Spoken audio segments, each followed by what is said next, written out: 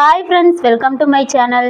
இன்றைக்கி இந்த பதிவில் கவர்மெண்ட் ஸ்கூல் யூனிஃபார்ம் எப்படி ஸ்டிச் பண்ணேன், எப்படி எனக்கு கிடச்சிச்சு, ஆர்டர் கிடச்சிச்சு அப்படின்றத பற்றி தான் இந்த வீடியோவில் பார்க்க போகிறோம்.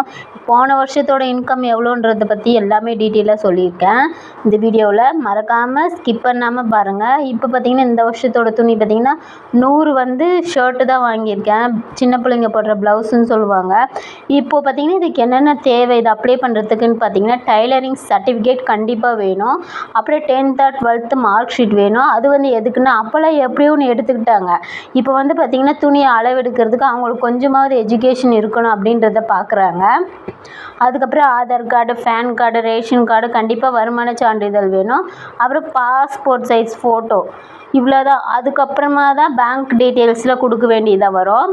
இதெல்லாம் நீங்கள் எடுத்துகிட்டு போய் கொடுத்தீங்கன்னா உங்களுக்கு லெட்ரு அனுப்புவாங்க. உங்களை செலக்ட் பண்ணிட்டோம், துணி தைச்சி காமிக்கணும் அப்படின்னு சொல்லிட்டு லெட்ரு அனுப்பி அந்த லெட்டரில் என்னென்ன திங்ஸ்லாம் எடுத்துகிட்டு வரணும் அப்படின்னு சொல்லுவாங்க. அதுக்கப்புறமா நம்பராக ஜாயின் பண்ணிப்பாங்க. இவ்வளோதான் ப்ராசஸ்ஸு. இது எப்படி எனக்கு கிடச்சிச்சு அப்படின்னு சொன்னால், எங்கள் கிராமத்தில் நிறைய பேர் ஸ்டிச்சிங் பண்ணிகிட்ருக்காங்க. தருமபுரி மாவட்டம்.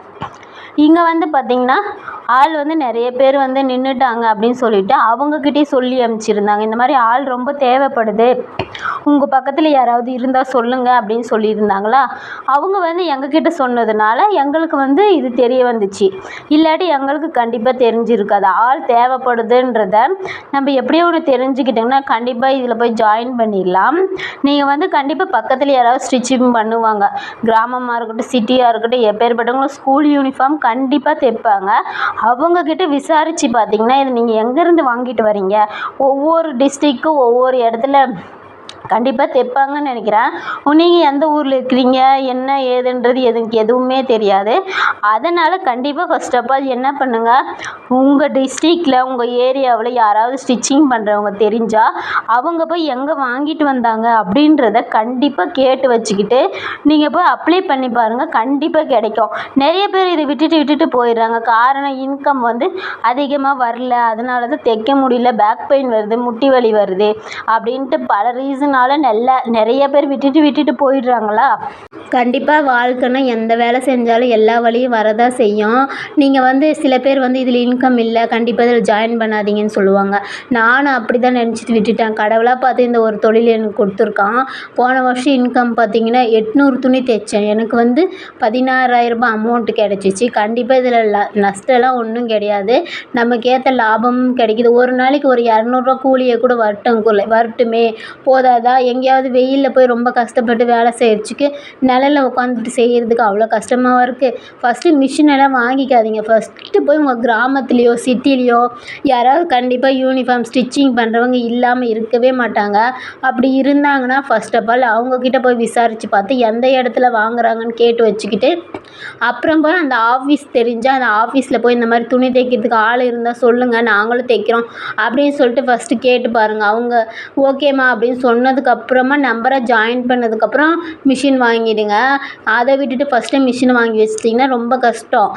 இந்த மாதிரி நீங்கள் விசாரிக்கணும். விசாரித்து பார்த்தா மட்டும்தான் தெரியும். அதை விட்டுட்டு இல்லை பரவாயில்ல நமக்கு வீட்டில் இருந்தாவே நமக்கு கிடச்சிரும் அப்படின்னு நினச்சிங்கன்னா கண்டிப்பாக கிடைக்கவே கிடைக்காது. யாராவது துணி தைப்பாங்க, அவங்கக்கிட்ட டீட்டெயில்ஸ் கலெக்ட் பண்ணிக்கிட்டு அதுக்கப்புறம் நீங்கள் ஆஃபீஸ்க்கு போனீங்கன்னா உங்களுக்கு எல்லா ப்ரூஃபும் கிடைக்கும். எல்லாமே துணி ஆள் எடுக்கிறங்க அப்படின்றத பற்றி எல்லாமே சொல்லுவாங்க. அப்படி இந்த வருஷம் இல்லைன்னா அடுத்த வருஷமாவது கேட்டு பாருங்கள். அப்புறம் பார்த்திங்கன்னா இதில் பெயின் ரொம்ப இருக்கும், ரொம்ப இன்கம் வராது அப்படின்றது எல்லாமே சொல்லுவாங்க. அதெல்லாம் கண்டிப்பாக இன்கம்லாம் ஓரளவுக்கு வருதுங்க. ஒரு ப்ளவுஸ் தைச்சா 200 rupees கிடைக்குதா, அது போலவே இதில் நீங்கள் ஸ்பெண்ட் பண்ணிங்கன்னா கண்டிப்பாக இதுலேயும் அமௌண்ட் கிடைக்கும். இது பார்த்திங்கன்னா 4 month 5 month அந்த மாதிரி துணி தருவாங்க. அதுக்கப்புறம் ஃப்ரீயாகிடலாம். ஸ்கூல் ஓப்பன் பண்ணுற வரைக்கும் துணி தந்துக்கிட்டே இருப்பாங்க. நம்ம ஸ்டிச்சிங் பண்ணிக்கிட்டே இருக்கலாம். ஓப்பன் பண்ணி ஒரு 2 monthsக்கு அப்புறம் கூட துணி தந்துக்கிட்டே தான் இருப்பாங்க. நாம் பர்ஃபெக்டாக தைச்சி எடுத்துகிட்டு போனோங்கன்னா ஒரு பிரச்சனையுமே கிடையாது. ஒன்றுமே பயப்படவே தேவையில்லை. நீங்கள் பக்கத்தில் இருக்கிறவங்ககிட்ட கண்டிப்பாக விசாரித்து பாருங்கள், உங்களுக்கு டீட்டெயில்ஸ் கிடைக்கும்.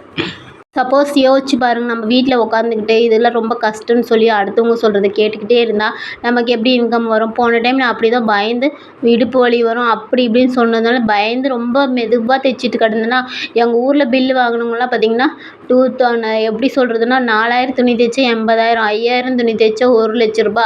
ரொம்ப ரிஸ்க் எடுத்து தைச்சி ரொம்ப கஷ்டப்பட்டு அவங்க இன்கம் வாங்கியிருக்காங்க. எந்த கஷ்டமுமே படாமல் ஒரு 800 துணியை மட்டும் தைச்சிட்டு ஒரு 16,000 ரூபாய் தான் இன்கமே வந்துச்சு.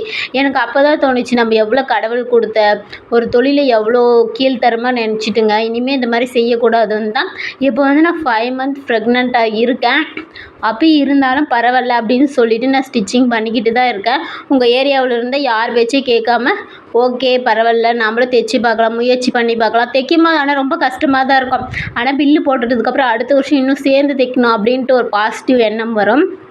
அதனால் பக்கத்தில் யார்கிட்டயாவது விசாரிச்சு பாருங்கள். எனக்கு வந்து முழு டீட்டெயில்ஸ் எனக்கு எப்படி கிடச்சிது அப்படின்றத பற்றி மட்டும்தான் என்னால் சொல்ல முடியும். என்னோடய அனுபவத்தை மட்டும்தான் என்னால் சொல்ல முடியும். அதனால் உங்களால் முடியும் அப்படின்னு நினச்சிங்கன்னா பக்கத்தில் இருக்கிறவங்ககிட்ட விசாரித்து பார்த்துட்டு கண்டிப்பாக ஸ்டிச்சிங்க்கு ஜாயின் பண்ணிக்கோங்க. ஓரளவுக்கு இன்கம் கண்டிப்பாக வருதுங்க. ப்ரெக்னெண்ட்டாக இருக்கிற என்னால் தைக்க முடியுன்றப்ப வீட்டில் உங்கள் குழந்தைகளுக்கோசரம் சம்பாதிச்சு ஏதாவது செலவு பண்ணணும்னு நினைக்கிறவங்களால தைக்க முடியாதா என்ன? போன டைம் பார்த்திங்கன்னா வெறும் 800 துணிக்கு 16,000 ரூபாய் வந்துச்சு. இந்த டைம் பார்த்திங்கன்னா என்னால் முடிஞ்ச அளவுக்கு இன்கம் எடுக்கணுன்ட்டு நானும் போராடிக்கிட்டு தான் இருக்கேன். இது உங்கள் கூட ஷேர் பண்ணிக்கணும்னு நினச்சேன். அதனால தான் இந்த வீடியோ. பார்த்திங்கன்னா இந்த வருஷம் 26 to 27 வரைக்கும் ஃபஸ்ட்டு டு செகண்டு செட்டு. இந்த செட்டில் எவ்வளோ தைக்கிறோங்க? 4 பேட்ச் வரும். அதுக்குள்ளே எவ்வளோ தைக்க முடியுமோ அவ்வளோ அமௌண்ட் நமக்கு ஏறும். இந்த மாதிரி ஒரு புக்கும் தந்துடுவாங்க. வீடியோ பிடிச்சின்னா மறக்காமல் சப்ஸ்கிரைப் பண்ணுங்கள். எனக்கு தெரிஞ்சதை நான் சொல்லியிருக்கேன்.